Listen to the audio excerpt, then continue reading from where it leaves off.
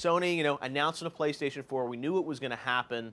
Some interesting games, but let me ask you from a gamer's perspective. Did you sort of see the future and get excited about where games are going? I saw potential. Yeah. I saw a lot of potential today. Obviously, the Gaikai thing is very cool. The fact that you can turn your PS4 into a server and stream to your Vita. Yeah. That gives the Vita a whole new lease of life now, and I think that is a phenomenally great, great idea. The fact that again with Gaikai, you can not just stream to your PS4, but they're looking at ways to take PS1, PS2, and PS3 software, stream it to your tablet, to your cell phone, to any other device, not it's going everywhere. Yeah, and that's great. I mean, that opens up this, every single handheld tablet, whatever, to Sony, Sony's marketing, and and there's going to be some great stuff you can play around with. So what is the headline coming out of here? I mean, we don't know anything about price. They certainly said we're going to be easier to develop for. We've got a lot of games coming, but was there a game changer tonight? I don't know if there was a game changer. I mean, you talked about Killzone. Yeah. It's not a Sony console announcement without Killzone, and I feel they even put that in as an inside joke. I mean, it looks pretty nice, but it's still Killzone. Yeah. I think it's interesting that they showed a lot of great, potentially great first-party stuff. Yep. I'm a huge fan of Infamous, and Second Son just had the hairs on my back of my neck going up. That's a fan moment for me. The driving game, Driving Club, looks very cool. But what I did take about it almost from a PR perspective is that Sony have learned a lot of lessons. I mean, the first thing they did, they came out, they didn't treat us to 20 years of the PlayStation brand and all these videos they started released. on time. They started on time. They hit their points. They came out and said, "This is what the system's going to be. It's an overclocked PC architecture.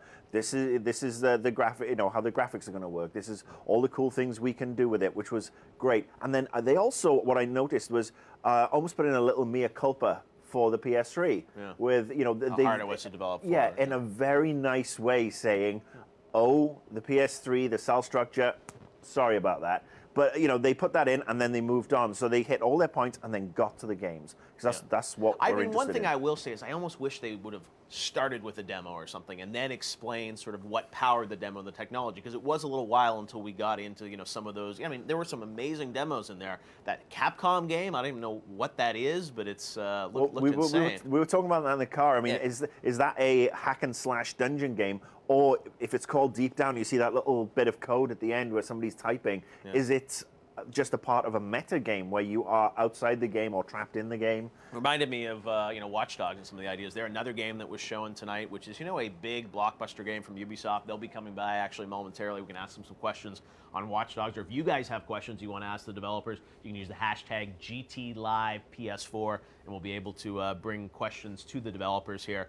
But yeah, you're right, Marcus. I mean, so some really great content there. What did you make of sort of, the way they talked about the system and the PC architecture, the 8 gigabytes of RAM? I mean, it seemed like it was all a way to tell developers that this platform is going to allow you to do what you want to do and make it easy to bring your games to our system. Yeah, I think, again, it goes back to that mea culpa, that the cell architecture was a mistake. Yeah. They basically have said, "We've listened to you. We have been to see you. This is what it's all about.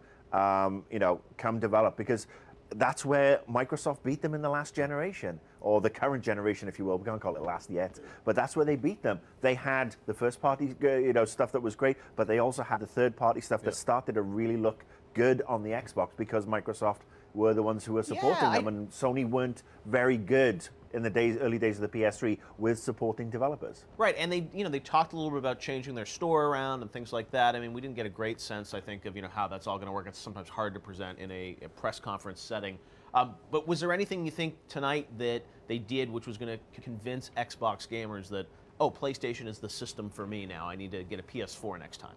I don't know. I really don't know because, even with Bungie at the very end and their subtle, interesting little digs about being independent, and I don't. Never thought I'd see Master Chief in a Sony press conference. Some lawyers are about to say right somebody's now. Typing up something as we speak. I don't know. I mean, Bungie, you would think, could perhaps pull people. But I think, look, if you're a hardcore Xbox fanboy, or fangirl, you are going to stick with, well, wait until, Microsoft Wait comes to the until table. we see what Microsoft does. And I would think, Microsoft, I'm sure, was sitting there today watching the press conference and wondering, I mean, do you think, Are they worried now, do you think? I mean, it seems like it's, I think Sony did a solid job, but there's still lots of room here for competition. Sony did a very solid job. I don't think Microsoft are going to be worried. Yeah. Because I think Microsoft, with this rumored package deal that's going to bring the hardware price down, you sign up for Xbox Live, very much like they've done with the 360. They are very confident of beating Sony on any cost. Yeah. Sony didn't announce a price today, but there are rumors that we're hearing that it's mid to 400s. Some people are going higher. I don't think it's going any higher than that. I think the one group who actually need to be worried is Nintendo. Right. Because Nintendo had the tablet. After tonight, you saying? Yeah, Nintendo had the tablet. The Wii U has the tablet, and Nintendo, to be fair, have brought out some great, announced some great titles over the last couple of weeks that we know are coming. But now, if you can stream your PS3 stuff to your tablet, or and they talked about the PS4 having interactivity with your tablet, then why would you go and want a Wii? I mean, it's looking a little rough for Nintendo. Oh, sure. Well, I think also you look at a lot of these games that are being announced today, and clearly look like a step beyond sort of a lot of the stuff we've seen so far on the Wii U. And I mean, Wii U's never been about, I think, the graphic horsepower. Yeah. But you look at games like Watch Dogs, games like Killzone. I mean, it reminded me honestly a lot of Star Wars 1313 and Watch Dogs we saw last year when everyone was there's this game that's been going on amongst developers and publishers, and we even dealt with that a little bit at the VGAs, where people were, oh, these are just current gen games, and we'll see what happens. Now it seems a next gen platform has been announced, so finally people can start saying, hey, yeah, we're actually making Watch Dogs for PlayStation 4. Surprise, surprise. Can I say, sorry to interrupt, but I think it's great that they're sticking with the PlayStation brand. It's not Orbis, it's not something else. We've got the 4, we've got the DualShock, the new DualShock, improved rumble, that looks good. Yep. The share option, I'm not a big fan of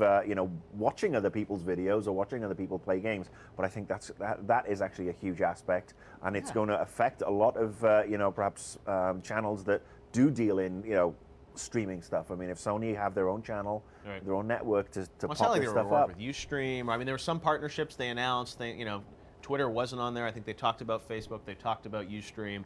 A lot of questions around entertainment. They even talked about how apparently they say they're the biggest sort of Netflix console, which I'm sure the Xbox people probably have different stats to hand out. But you're right. I think there are still a lot of open questions about this. But overall, it's just great that the system is announced. And in talking to a lot of the developers, I was talking to Yves Guillemot, the CEO of Ubisoft, and I think everyone hopes that this is going to be the fuel that's needed to kind of really, re-excite our industry about sort of what the next 5 years is going to look like for gaming. And I think when you look at those games, they look better than what we've seen before. I don't know if they're necessarily that gigantic leap that we've seen in the past, but it's also very early, and there are some games I look like that Capcom game. When I looked at that, I said, wow, that feels next gen to me. Well, I think all the games they showed today, the stuff that we know were actual gameplay, all that stuff did look next gen.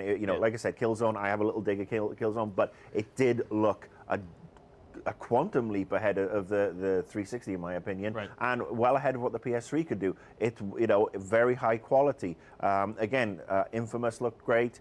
The fact that they even went down to the textures on the Drive Club game. Yep. It's like, so you can see that when you sat in it, the fibers go this way. I mean, they were really happy to do the bit of willy waving with look at the power that we've got. Oh, and it just gets exciting when you think of that Infamous game, when you actually get to see real gameplay and go hands-on with it, which I assume, if they're saying it's coming out this holiday, we'll clearly, hopefully at E3, get to go hands-on with a lot of these games. If we do, I'll be filming everything I'm doing with GT from that booth, because the fact that Cole has a brother and he has a whole different skill set of powers, in that one's electrical and the other one's perhaps... Oh, and the lighting and stuff with the, it looks insane, and that's what is exciting, to think that we're only going to find out more about these games moving forward. We're only going to find out more about these games moving forward from all these great developers. And I'm sure, other developers that sat out tonight will be hearing more about their projects, because it is, it's only February. Yeah. It's pretty early in the year for people to start showing their games that are shipping, at the holidays. Well, Sony has set down a marker for Microsoft, and they've also done, again, going back to that PR angle, they've done a lot of good stuff, which has been fluctuating. They've been losing money. So the fact that they have got this and they've got a plan now. I also found it very interesting that the head of the architecture design is an American. Yeah. I mean, well, that was the first couple people. There was obviously Andy House on stage, but then you had Mark Cerny, who's a well-known kind of developer who's worked with Naughty Dog and Insomniac in the past, and then David Perry, Yeah. who's known sort of, and then those guys driving the vision in many ways, it sounds like, for PlayStation 4, and that's very different than, Ken Kutaragi, who drove the vision for PlayStation 2, PlayStation 3, all the previous systems. So I wonder how, that obviously is part of, I guess, why they're saying we're more developer friendly now. We've really been meeting with developers, talking to them in a big way, as opposed to deciding, here's our system, and you have to sort of figure out how to program for it. It's a very smart move. I mean, they were left behind by Xbox in the last in the current generation, and I think they needed to up their game, and they have made themselves way more accessible. Yeah, to Europe, where they do dominate traditionally, and they do dominate in Japan, or compared to Microsoft, and they need to take, compared to Microsoft, and they need to take back America, because they were the dominant console, and then the Wii came along and the Xbox came along, and they've slipped. So I think they delivered. They hit all their points. They hit, all the points with regards to partners. I think it'll be interesting to see what Michael Pachter has to say. Right. I know he's happy with the name, and that's about it. That's all he tweeted tonight. Right. But and he also, I think, at one point he was wondering if the third parties were going to show up, and a big question will be, how are these games? We're sort of looking at these somewhat blindly now. It's like we've seen Watch Dogs on PlayStation 4. How is that going to look on the next Xbox? How is it going to look on other systems? What footage were we even really seeing today? That's why I love Killzone. I will give the guys a Guerrilla credit. Man, that was a real demo. It felt like they were really sort of there playing that.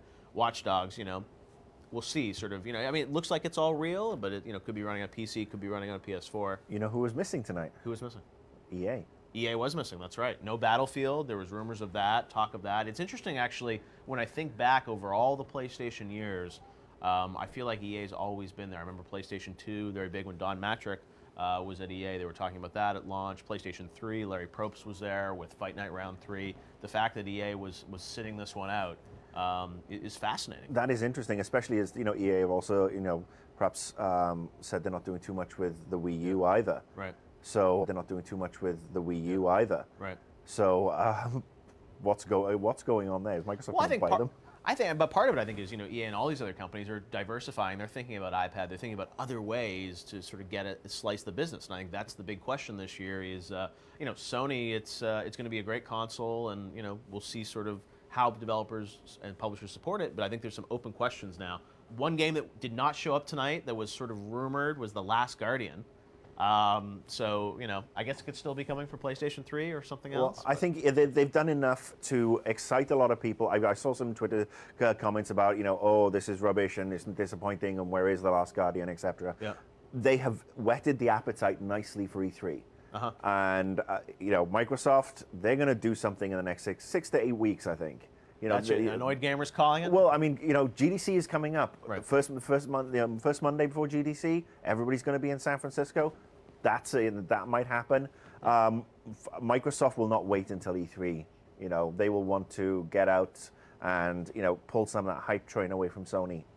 So, but I got to say, this E3 is going to be one of the most exciting in a huge amount of time. Oh yeah, well, you think of this system, presumably a new Xbox, Nintendo already pre-announcing that they're going to have Smash Brothers there, and Mario, and it sounds like hinted to Zelda in the last Nintendo Direct or 2 Directs ago. So and let's factor in it's still a really strong PC market, because the other great thing for PC gamers who perhaps don't want to buy a console. Yeah. This overcharged PC architecture means that anything developed for the PS3 can be ported very simply to a PC now. And who knows, maybe Sony might want to start, bringing stuff over from the console to, Infamous to the PC. coming to Steam, right? Well, Infamous coming to Steam, but I mean, even the Gaikai stuff. Yeah. You pay a subscription of $14.99 a month, you get access to the library, you can stream through your PC. No, I think Gaikai is going to be very interesting to see what that actually ends up being, and Sony paid, I think $300+ million for that, so they believe in it. All right, well, Marcus, thanks for coming by. Thank you for having me. We'll catch you on the Annoyed Gamer. I know you're flying back to LA to shoot an episode. I am, and Invisible Walls, full breakdown on Friday.